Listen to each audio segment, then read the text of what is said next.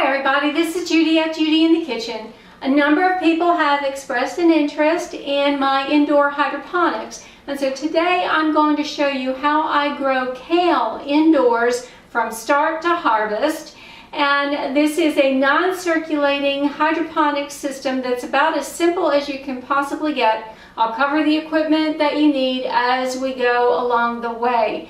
Now bear in mind too that kale is a cool weather plant, so your house has to be cool enough to handle it. If it gets too warm, it will not do well. And I'd say you don't want your house above about 73 to 75 degrees. So I usually grow my kale during the winter months in my house because it is on the cooler side at that point.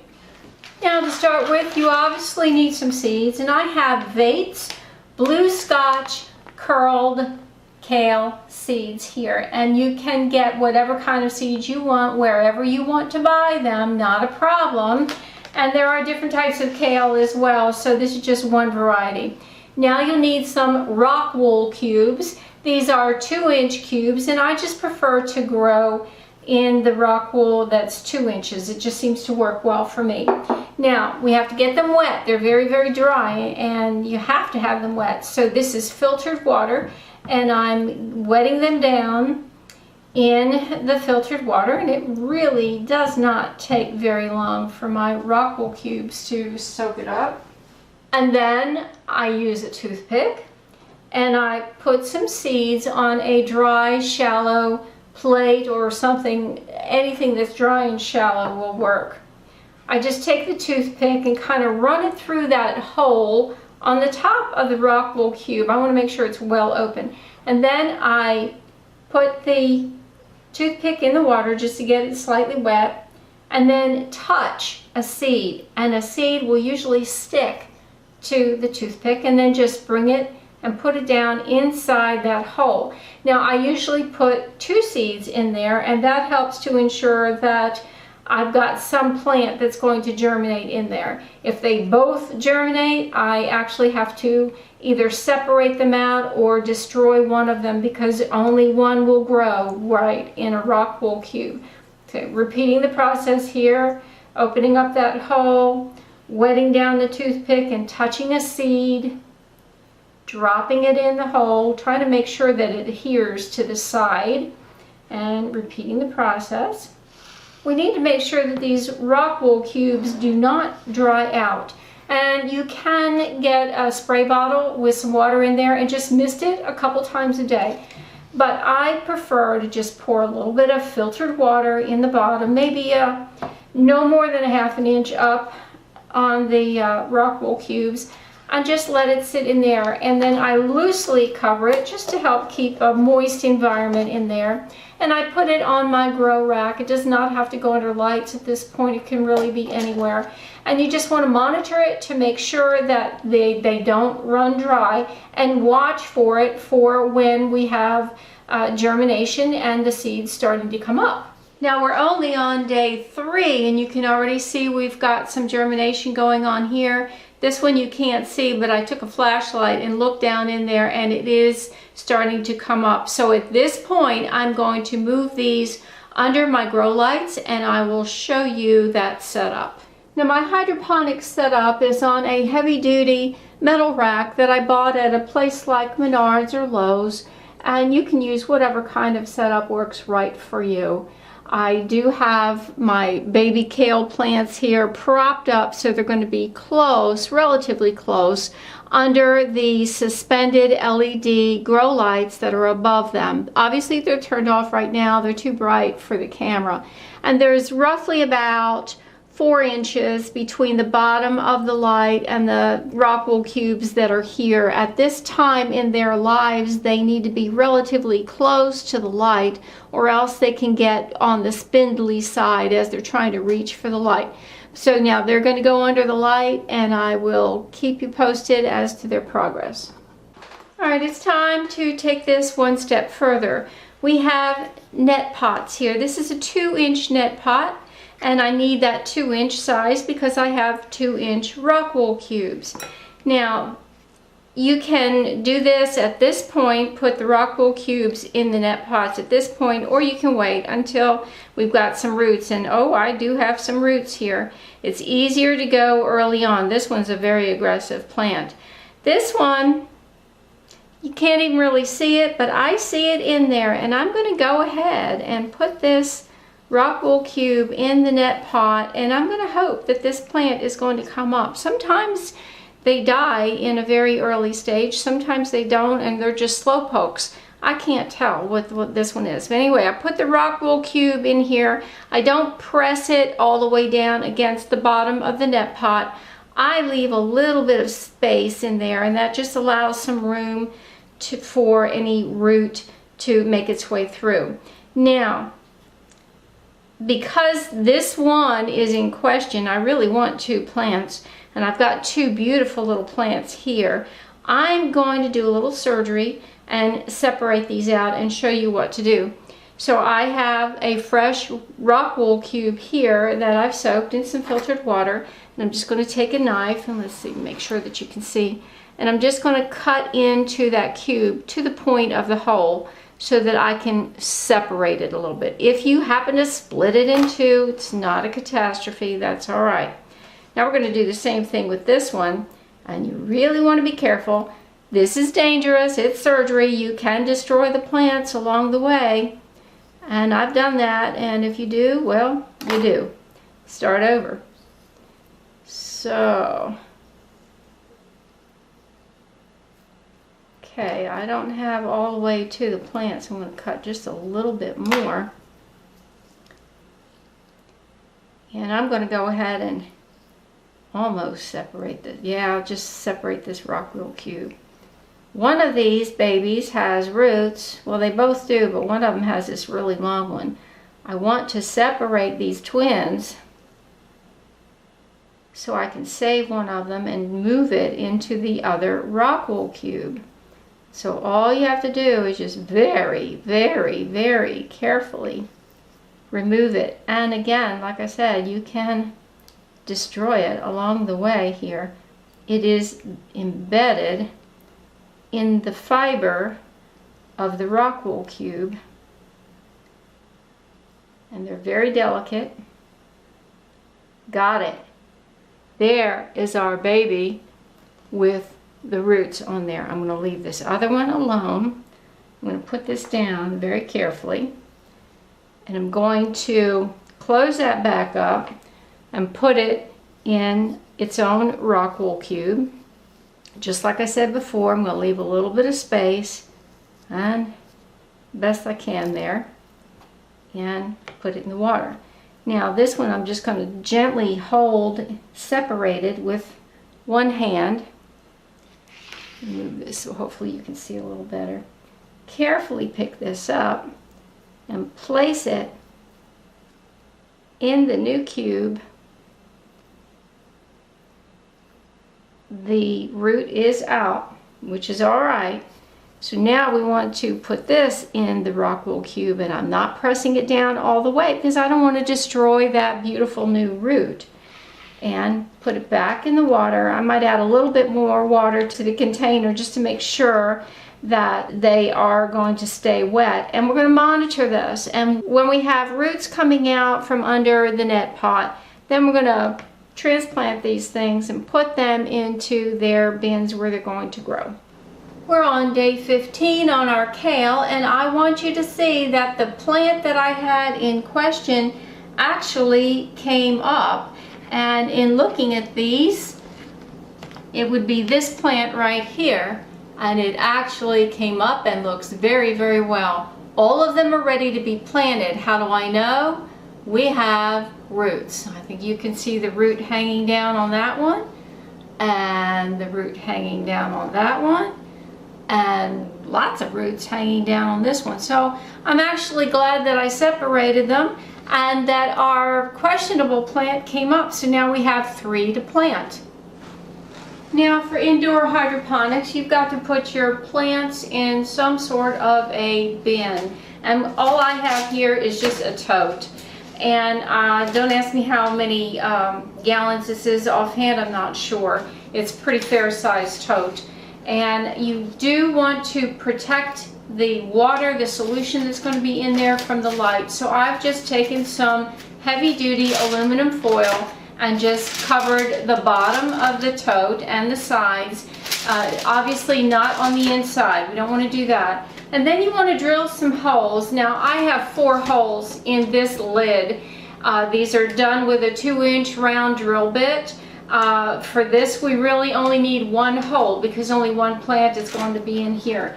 And because we want to protect it from the light, I had to cover these other 3 holes, and I just took some paper and folded it, and I've got some duct tape. You can do without the paper, but if you do, then you're going to need more than 1 layer of duct tape, because if you hold it up to the light, you're going to see light through that, and I don't want any light.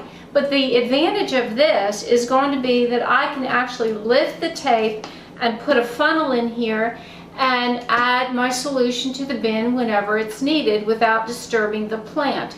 Otherwise, I might have to just kind of cock the lid a little bit, put a funnel on one end where it's open, and then add solution there as is needed.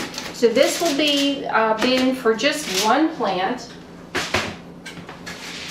I have another bin here that also has 4 holes in it, and I blocked up 2 holes, and this has 2 layers of duct tape on it, and I'll put 2 plants. Now you might be thinking, why don't I put all 3 plants in here? They would be too close. Kale gets very large, it needs space, and even with the 2 in 1 bin, it's going to still be a little bit crowded, but I'm going to go ahead and do it that way anyway. And again, on this tote, I've done the same thing. I've covered the outside with aluminum foil. Now we want to prepare our solution. There are a number of nutrient solutions available on the market to use for indoor hydroponics. I don't recommend any one over another, but I do want to suggest that you make sure whatever you do buy, that it is appropriate for the types of plants that you're going to be using it on. So whatever you get, you want to use ones that are appropriate for leafy greens in this case. And this is what I use for the kale. It's hydroponics, general hydroponics maxi grow. And again, you just want to follow the instructions that are on the container, because they may vary from one brand and one type of nutrient solution to the next. But a very important point on it is you want to make sure that your pH is right. So first thing I do is I take an extra gallon jug and I fill it up with some filtered water. I add the recommended amount of Maxi Grow to it. Now I use just under a teaspoon. It'll say from 1 to 2 teaspoons. I have found that 2 teaspoons is way too strong for what I grow, and 1 teaspoon is plenty, and for some of the things I grow, I even go down to about 3/4 of a teaspoon. And then you want to be able to test the pH of your solution. Some nutrient solutions will raise the pH of the water quite a bit, and you'll need to use something to lower the pH to bring it down to anywhere from 5.5 to 6.5 on the pH scale. This solution actually lowers the pH quite a bit, so I use a good bit of General Hydroponics pH up, and it should come with a little pipette, which is just a little dropper kind of thing, and it's got milliliters marked on the pipette. I use just under 1 milliliter, which would be the top number for me, but don't use that as a guideline for you, because your water is going to be different than mine. You need to test your pH first, and there's different ways to test it. General Hydroponics does have a pH testing solution that you can use. It's very easy. You just they give you a little vial to put a little bit of your mixed up solution in, and then 2 or 3 drops of this stuff, and you shake it up, and then there's a color coding on the bottle, and you can just match the solution with that to determine what your pH is. Again, the goal is 5.5 to 6.5. You could also use pH test strips. These are available online. You see I use these a good bit because they're nice and handy, and they're not expensive either. or you could use a pH meter. Again, I don't recommend any particular one thing over the next. What's right for you is what's right for you. It may not be the same thing for me. I'll put links below on places where you can buy some of these items, but again, I'm not pushing any one over the other. So then, once you mix up your solution and you add it to your bins, first of all, the bin is going to be very heavy by the time you add several gallons of solution to it. First things first, you want to place this bin where it's going to be in a brightly lit location. And I'll show you my hydroponics setup so that you can see what I use. But before I fill this up, this bin is going to be put in place, because once it's full of water, it's going to be awful hard to move without spilling that water all over the place. And then when you fill it, you want to take an empty net pot, put it in the bin, and you want to make sure that your solution comes up no more than this first band that is on the net pot. And you can also test it by just when the net pot is in place, by sticking your finger in there, and you can tell. You want to make sure it's no further up than, let's say, the first joint on your finger. That's really important. You want to make sure you don't drown your plants, but you want to give them enough solution so that those roots can continue to grow down as the solution dwindles. Then you want to monitor it every week for the level of the solution. Once the solution goes down, when you bring the level back up, you do not want to raise it to that original point. You want the solution to be at least an inch down from the bottom of the net pot when you refill it. So you do need to monitor it, and the bigger the plant gets, the more thirsty it's going to be, and a once a week regimen of adding some solution to the bin will probably be very necessary. So I'm going to mix this up, put it into place, and then show you what I do from there. Now I wanted to show you my hydroponics rack. This is a metal shelving unit that you can get at like a Menards or a Lowe's or someplace like that. It's a heavy duty rack, and I have my grow lights suspended from the rack above where the bins will be. These are LED grow lights, and I bought them because they're effective, they're inexpensive to buy and inexpensive to run, and they also last a long time. So I'll put a link below to the types that I have, but they may or may not be right for you. You need to determine that for yourself. There's a lot of different ways you can go on lighting. And if you look below, you'll see that I've got some kale already growing below. And now my bins are ready. They're full of water, and I have a lot of solution in them ready to go. And so now I'm going to put the lid on them, and I did already test the level of the water with an empty net pot.